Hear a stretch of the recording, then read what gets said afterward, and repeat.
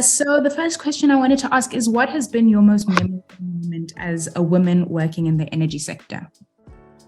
The first memorable one will, first and foremost, will always be just being able to participate in South Africa, in one of South Africa's largest bids. Coming from a background in South Africa where we've had minimal to zero representation, specifically in the energy platforms, whether it be politically or whether it be in corporate or in private.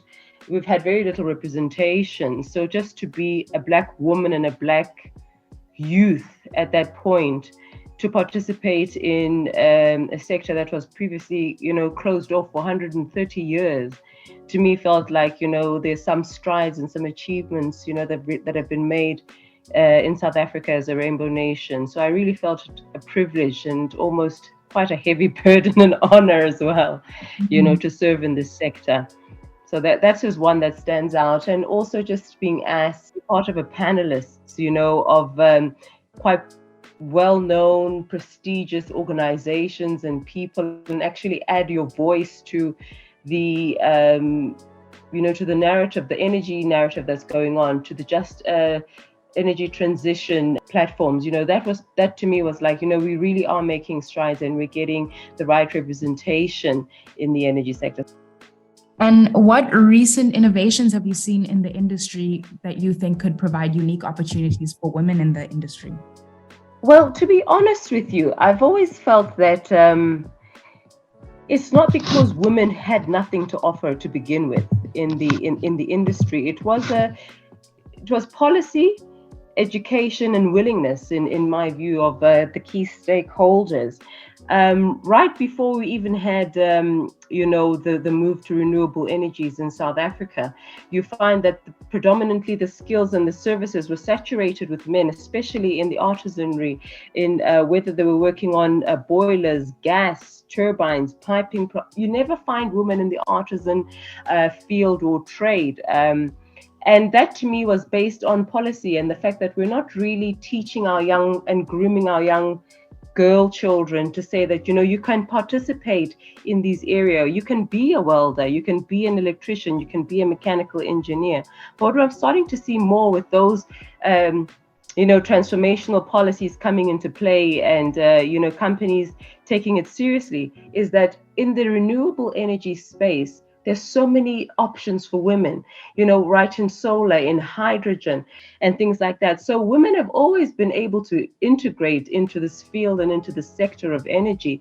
It's just been a lack of awareness, a lack of education, and policy decisions that were taken. But coming forward, we're hoping to see a lot more women, voices and expertise, both at corporate, technical, and implementation levels. Yeah.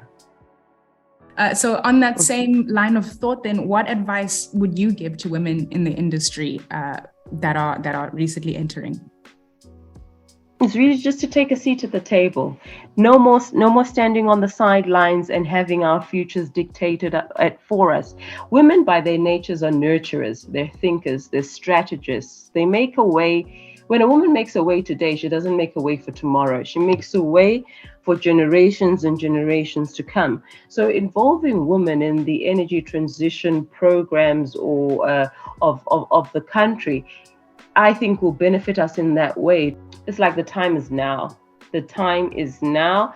We've been sitting on the sidelines too long. We have what it takes. Everybody has a skill and a talent that they can bring to the party.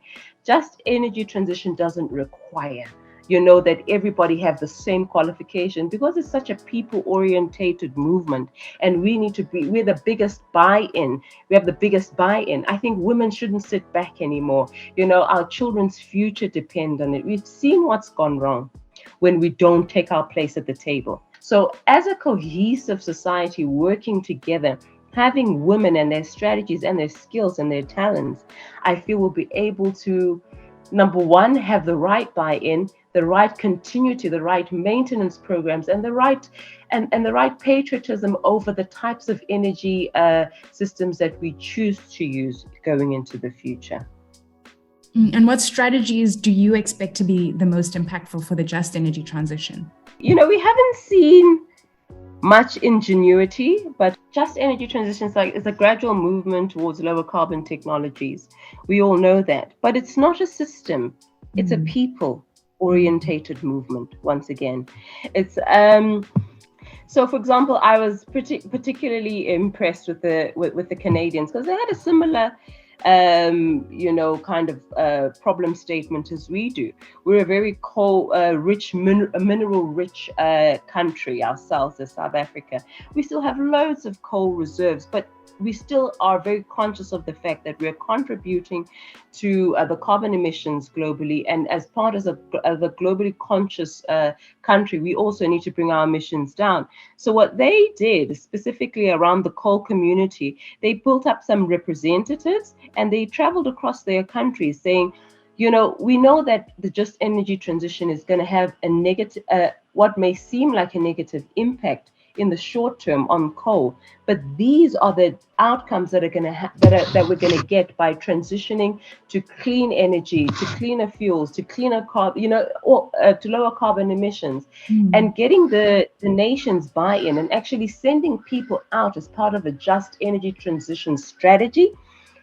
Getting a mindset shift and a mindset change, I think, was quite fundamental, because the country actually put their money where their mouths were at and got the buy-in, because at the end of the day, the government is not going to be successful on its own in enforcing this new policy change as much as the people doing it themselves. After all, energy transition or energy transitions, even in the past, are about the people. That's the key thing for me.